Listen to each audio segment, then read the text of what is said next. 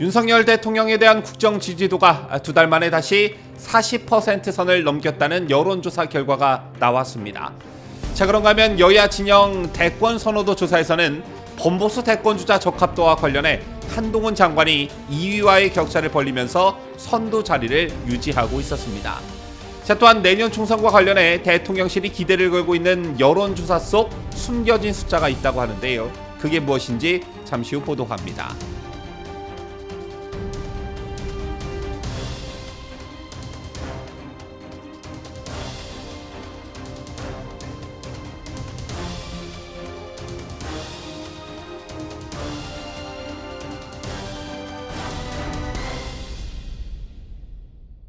시청자 여러분 안녕하십니까? 뉴스데일리 베스트 민앵커입니다.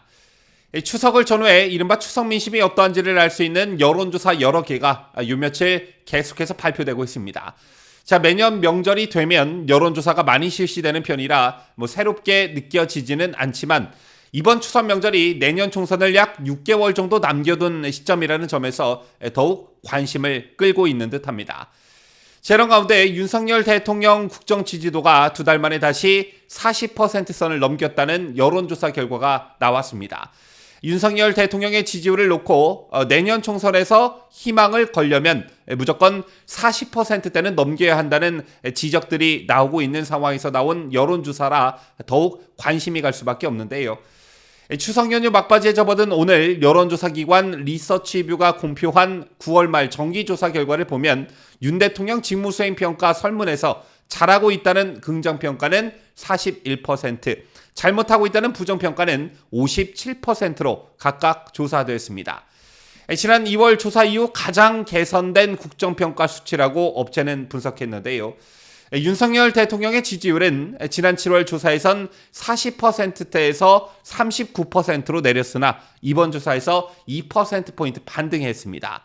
부정률은 7, 8월 58% 동률을 유지했다가 이번 조사에서 1%포인트 내렸습니다. 해당 여론조사 기관에서는 보수층의 결집을 지지율의 어떤 상승 요인으로 꼽았는데 실제 윤 대통령의 지지율을 뜯어놓고 보면 8월 대비 국민의힘 지지층에서 85에서 93%로 상승했고 보수층에서도 역시 64%에서 67%로 상승했습니다.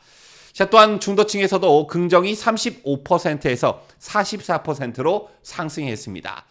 자, 여론조사의 신뢰성 문제는 여전히 지속적으로 제기되고 있지만 추석 명절 국면에서 지지율 40%대를 돌파했다는 것은 상징적 효과가 있다는 측면에서 눈길이 가는 조사가 아닐 수 없습니다. 이런 가운데 오늘 중앙일보가 매우 흥미로운 기사를 냈습니다. 자, 여론조사 때 나오는 45%의 정책, 여당이 기대하는 숨겨진 윤석열 대통령의 지지율이라는 제목의 기사였는데요. 해당 기사는 윤석열 대통령의 행보가 과거 다른 역대 대통령들의 행보와는 사뭇 다르다는 데서 그 이야기가 시작됩니다. 아시다시피 윤 대통령은 통상의 정치 문법과는 다른 행보를 보여왔습니다. 지난 3월 일본 강제징용 피해자에게 한국 기업이 보상하는 제3자 변제안을 제안한 뒤 한일 정상회담을 한 게 대표적입니다. 당시에는 제3자 변제안과 관련한 여론이 매우 부정적이었고 지지율도 30%대에서 머물렀던 그런 시점이었습니다.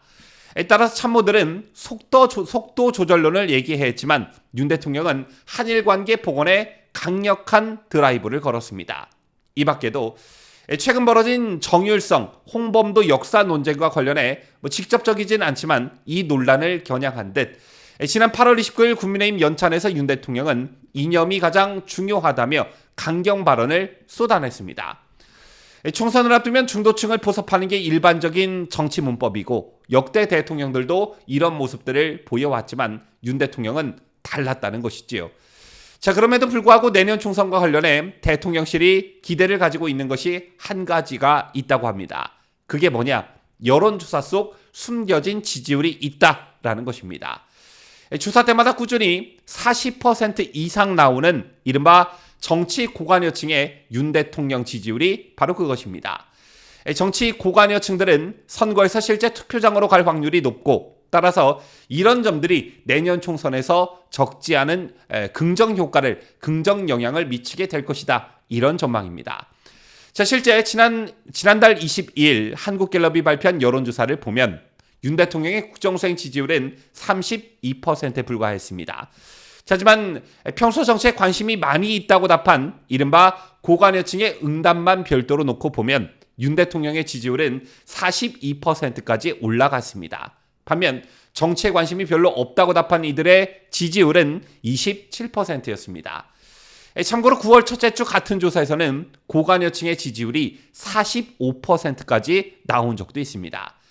따라서 총선 투표율이 50에서 60%로 70에서 80%대인 대선보다 낮다라는 측면을 고려하면 윤 대통령의 강경 발언과 노선이 투표장에 나오는 지지층들을 더 결집시킬 수 있을 뿐만 아니라 상대적으로 높은 지지율이 나오고 있는 정치 고관여층들에게 긍정평가를 많이 받으면서 이게 여권에 유리하게 작용할 것이다 라는 점입니다. 다만 윤 대통령의 지지율을 포함한 여권의 전체 지지가 결집할수록 이재명과 야당의 지지층도 상대적으로 결집하는 경향이 있기 때문에 세력 간 대결을 뛰어넘어야 한다는 숙제는 남지만 일단 선거는 지지층의 결집이 그 기본 바탕이 되기 때문에 매우 긍정적 요소로 작용할 것이란 겁니다. 자, 또한 내년 총선과 관련해 주목되는 점이 한 가지가 더 있는데 바로 민주당의 분열입니다. 이재명에 대한 구속영장 기각으로 민주당이 이재명 체제를 중심으로 빠르게 결속할 것이다 라는 전망이 나오는 게 사실이지만 이와 동시에 비명계에 대한 숙청설 역시 힘을 받고 있습니다. 구속위기를 넘긴 이재명이 지금은 당장 당내 통합론을 들고 나오겠지만 자신에게 반기를 들었던 반대파들을 가만히 내버려 두겠냐, 결국 공천학살로 숙청 작업에 들어갈 것이다 라는 것인데 이럴 경우 민주당은 당연히 분열할 수밖에 없습니다. 총선에서 야권 분열만큼이나 여권에 더 이상의 호재는 없다. 이건 거의 정설이죠. 이런 의미에서 즉 야권 분열이 예상되는 상황에서 보수층의 결집 또는 정치 고관여층의 결집을 불러오는 윤석열 대통령의 행보가 여론에 어떤 식으로 반영이 되는지 계속해서 지켜볼 필요성이 있어 보입니다. 자, 그리고 오늘 같은 여론조사 기관에서는 여야 진영 대권 선호도 조사가 2달 만에 다시 실시됐습니다. 우선 범보수 대권주자 적합도에선 한동훈 장관이 7월 말 조사 대비 1% 오른 21%를 기록하면서 계속 1위 자리를 수성해야 했습니다.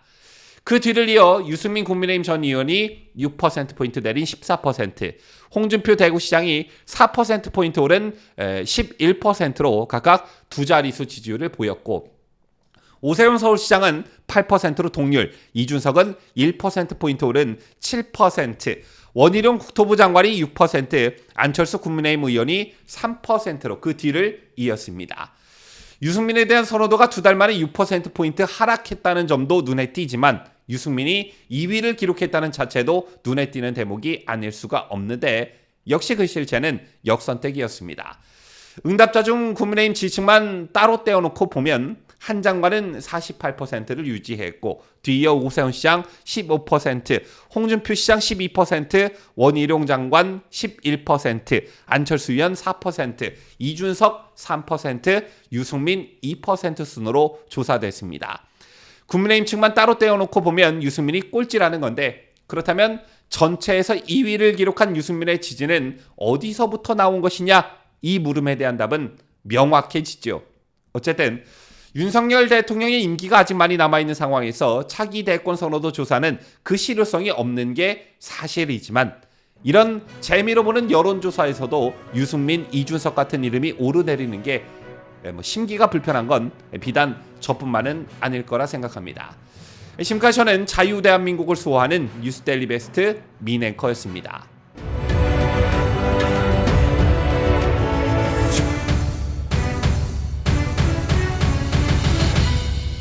함께해요. 뉴스데일리 베스트.